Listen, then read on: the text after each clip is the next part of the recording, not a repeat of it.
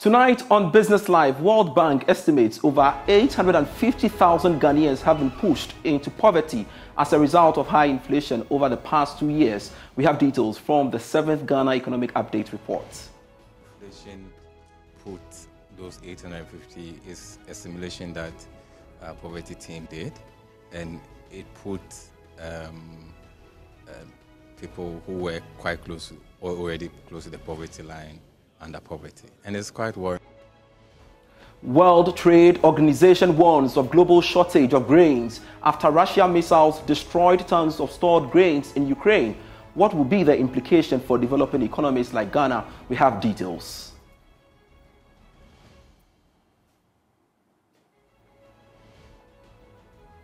Plus, today on the Joy Business Van, we are at Passion Cakes, a startup that allows consumers to have their cake and eat it healthily too. We've got details of these and many others lined up for you. Please stay.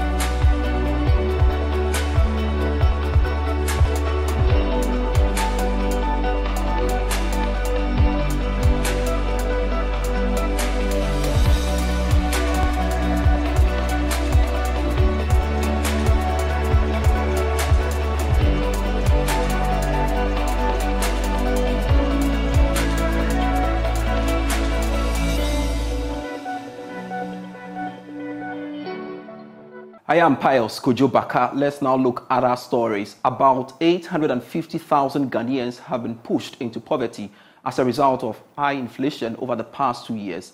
Statistics captured by the World Bank revealed that high inflation and low growth have had a toll on the vulnerable segments of this population. Now, according to the Bretton Woods Institution, food insecurity worsened by the last quarter of 2022 when inflation was at its peak. Now, to this end, economist Dr. Priscilla Chumbesi Bafo is calling on government to design a well-targeted social investment policy in agriculture to protect the poor from inflation. She spoke at the 7th Ghana Economic Update, which was held under the theme, Price Surge, Unraveling Inflation's Toll on Poverty and Food Security. According to the World Bank Group's 7th Ghana Economic Update, inflation in 2022 pushed 850,000 individuals into poverty while contributing to putting nearly a quarter of all households at stressed levels of food insecurity and roughly 823,000 people at crisis or emergency levels of food insecurity. According to the Bretton Woods Institution, it is unclear when the global pressure on prices will fall, and thus it is primarily incumbent upon the government of Ghana to take measures to protect the poorest and vulnerable who have been heavily impacted from inflation. Economist with the World Bank, Kwabena Jan Kwache, described the issue as worrying. It's quite worrying because government has been working hard to actually bring people out of poverty. So such a news should be something that should be a concern for all. But of course, we know that there are efforts that government has been making already. For example, if you remember in the presentation that we said that government had already doubled LEAP benefits. So that's one way that, for example, the government is, and there are many more social protection programs that the government is actually putting up to be able to bring people out of the poverty. In a bid to mitigate the impact of inflation on food security, Kwabena Jan Kwache said policymakers must enable farmers to adjust to global demand and take advantage of market opportunities. He further urged government to take rapid measures to protect the most vulnerable, particularly since inflation in 2023 could be higher. When it comes to food security, food insecurity, we have to beef up the agricultural sector because that's really how prices can impact prices as far as food is concerned. So that's one way of doing that. And in doing that, we have to empower farmers to be able to react to the global issues And in reacting to global issue fast enough, definitely food prices will come down and therefore impact on the affordability, and then the poor can actually get the right amount of nutrition to be able to survive. Speaking to Joy Business on the issue, economist Dr. Priscilla Chumesi Bafwa called on government to design a well-targeted social investment policy in agriculture to protect the poor from inflation. The fact that food prices still constitute significantly to the headline inflation is an indicator for us to look at policies that are addressing issues in the agricultural sector towards food production, because if those policies are working, then essentially food prices would be reasonable and then inflation can be curtailed. And for me, the issue that sticks out is the fact that the high cost of fertilizer is translating directly into the cost of food. And as a country, I think that we should look at alternatives of domestic production of fertilizer, and so that we can wean ourselves off the dependence on import of these things that have a direct impact on the prices of goods and services in our country. Let's stay a while longer on food matters, because the World Trade Organization is warning that there could be a shortage of cereal and grains due to the Russia war against Ukraine. Now, this was after Russian missiles attacked Ukraine's Black Sea coast, which destroyed 60,000 tons of grain and damaged storage infrastructure. What could this mean for developing countries like Ghana? Let's go on Zoom and speak to the Chief Executive Officer of the Agribusiness Chamber, Anthony Morrison, for more on this. Anthony, pleasure to have you on here on Business Live. Now, we are told Ukraine supplies a lot of grains to other European countries and, of course, the USA. If there is a global shortage, what will that mean for a country like Ghana?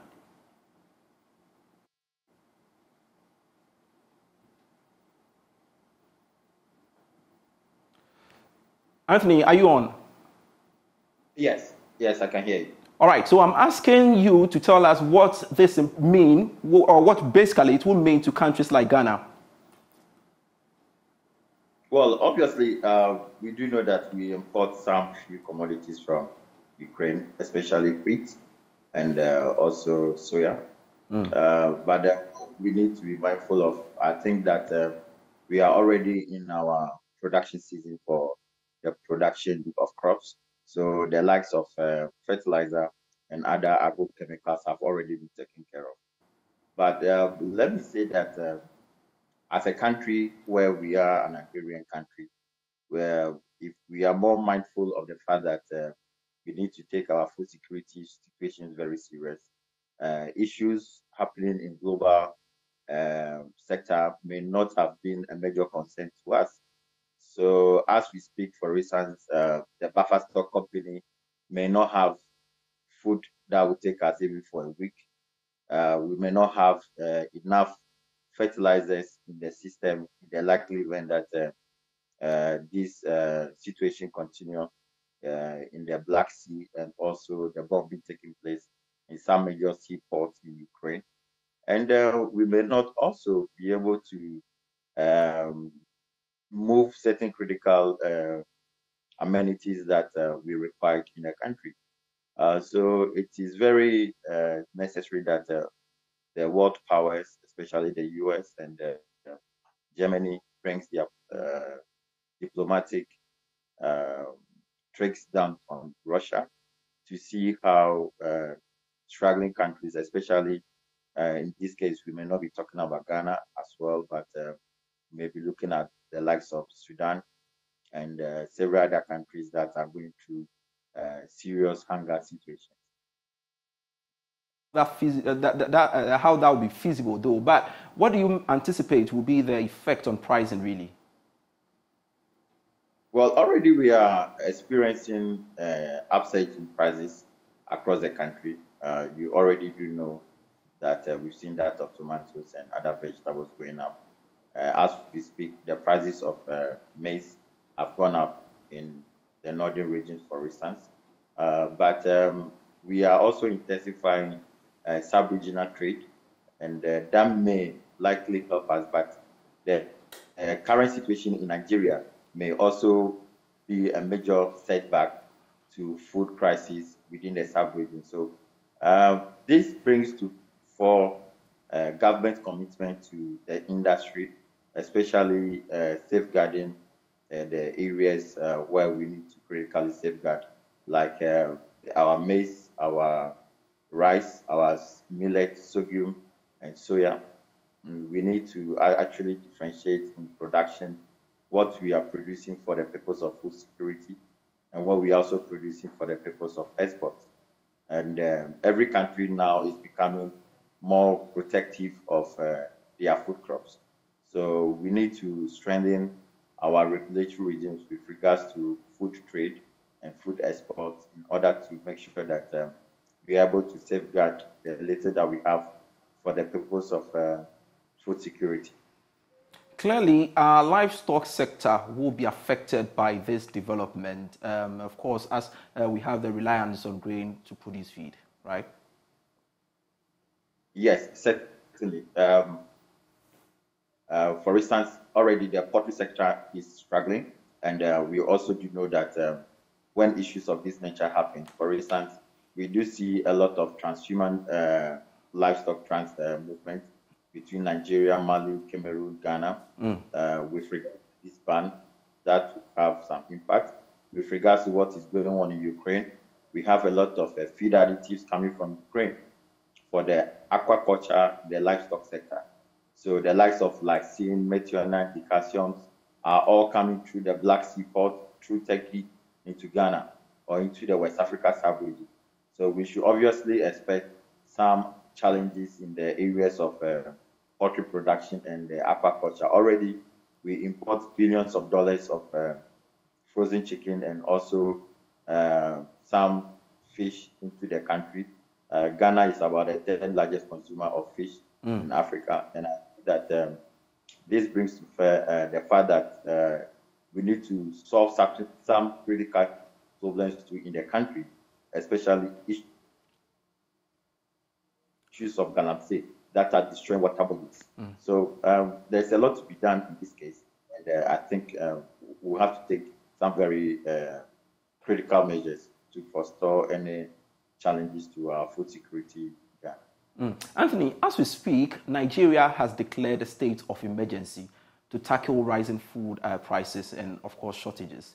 As a neighboring country, should we be worried? Yes, certainly we should.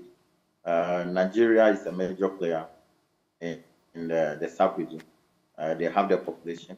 When it comes to major crops, they are the major producers in Africa.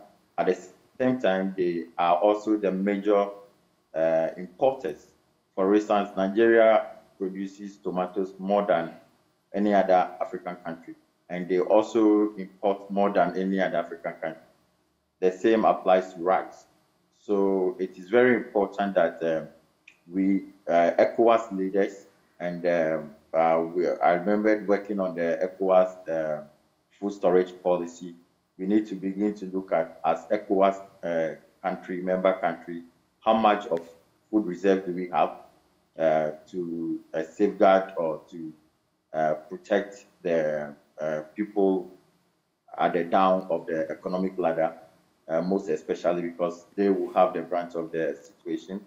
Then we also need to, AFDB and other affiliating institutions and financial institutions need to up their game now to see how they can invest into food security in the sub-region, because some of these things can also bring uprising, and we need to be very careful that the current situation in Nigeria will not spread to other parts of the sub-region.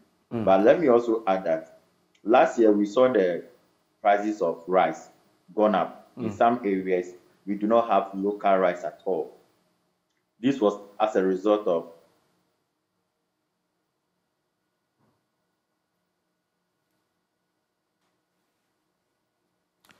Rather unfortunate, Anthony Morrison's line has frozen, and as and when he comes on, we shall bring him on to conclude his point.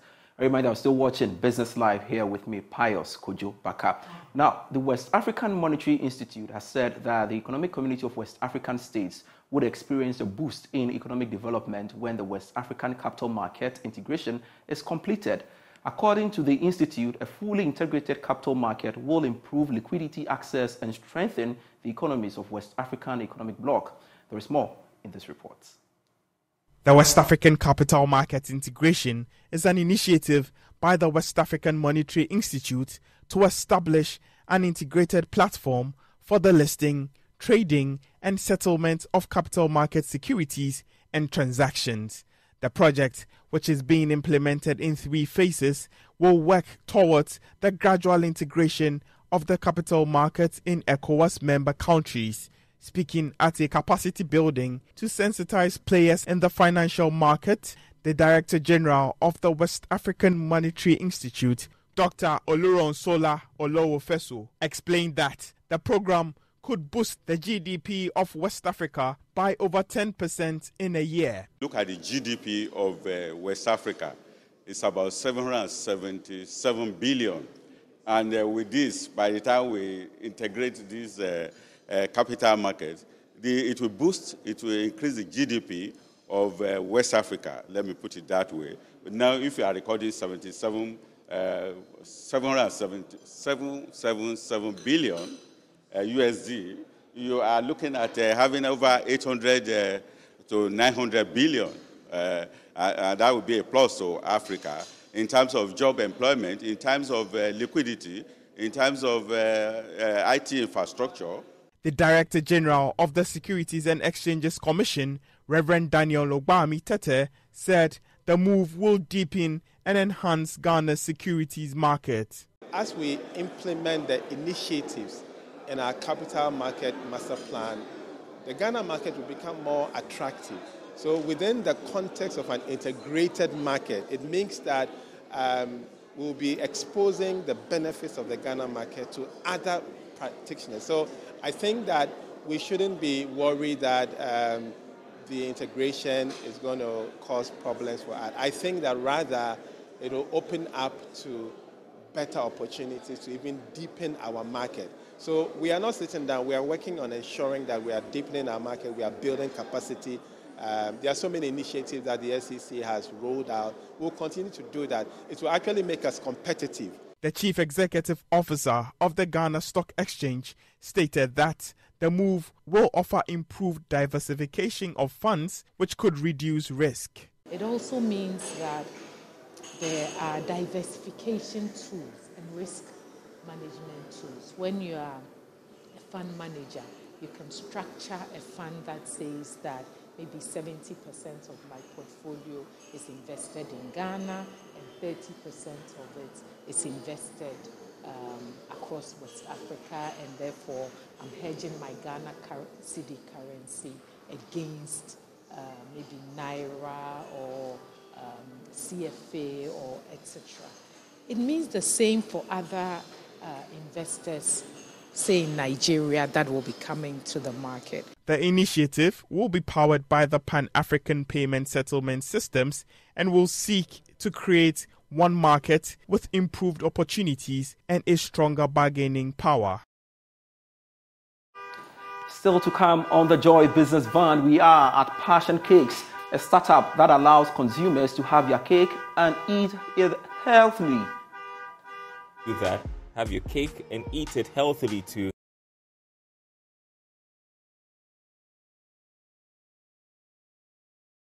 After Gifty Dankwa Redu completed university, she decided she would start her own business.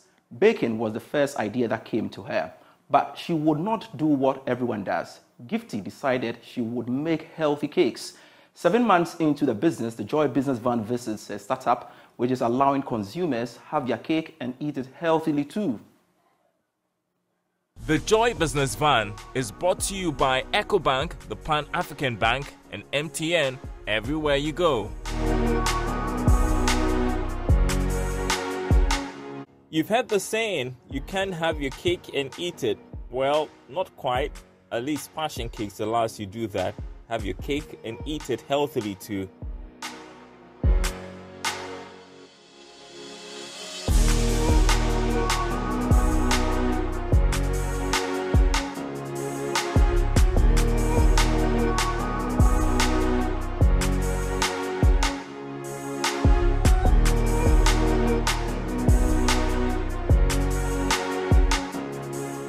Gifty Dankwa-Redu is a graduate of the Accra Technical University, where she studied financial accounting. But after school, she decided to start her own business. After my national service, I had passion for baking, and I was passionate about it. So I decided to go into baking. A determined Gifty took a class to learn to bake. My parents are my first customers. I baked and then I gave it to them for them to try, and some few friends around me as well. So whenever they try, they give me good feedbacks, and then I decided to start up a business with it. When it comes to cakes, everyone has an option, but they can be healthy too. People are more conscious about what they eat, and I decided to bring out something more healthier. Healthy cakes can be made using whole wheat or other grain flours with natural sweetness and other organic ingredients. Flourless cakes are also another option. I'm about to prepare banana cake with chocolate, almonds and raisins.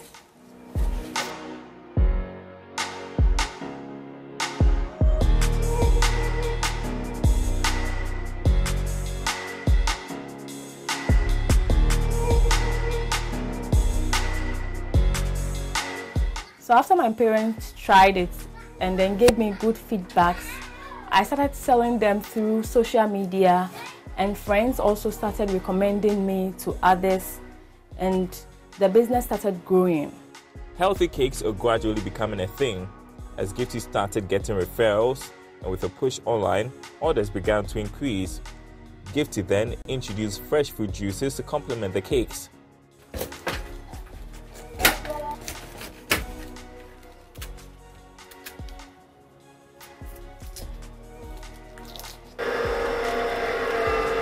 It's been gradual steps for Gifty, and she's had her fair share of challenges. She recounts one of them at the early stage. Clients will order, and sometimes you'll be waiting for them to send their money and they won't. So sometimes they disappoint me, and then I have to bake the cake down, and after I just have to give it out to my parents or take it by myself. Then Gifty felt like giving up. However, she has been able to grow her customer base. Now she's overwhelmed by demand, and she recognizes she needs to move from her small kitchen at home where she currently operates for. So the 45 minutes is up, and I'm checking up on the cake if it's ready.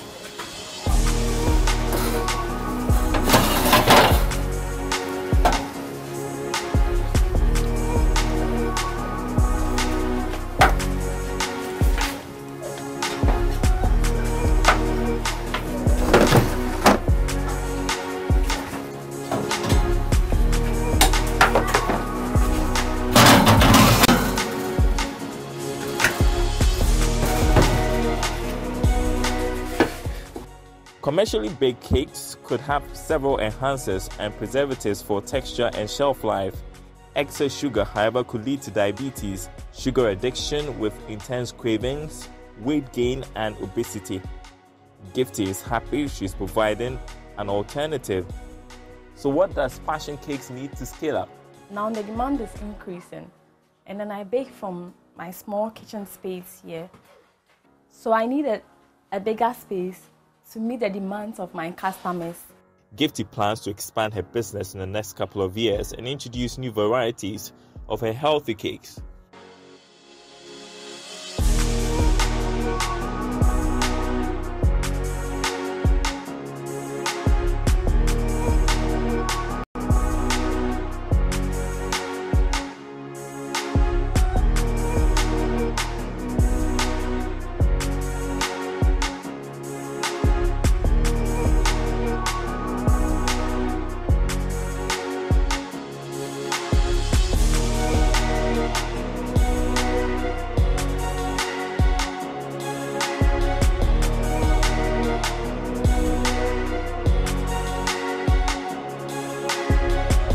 The Joy Business Van was brought to you by EcoBank, the Pan-African Bank, and MTN, everywhere you go.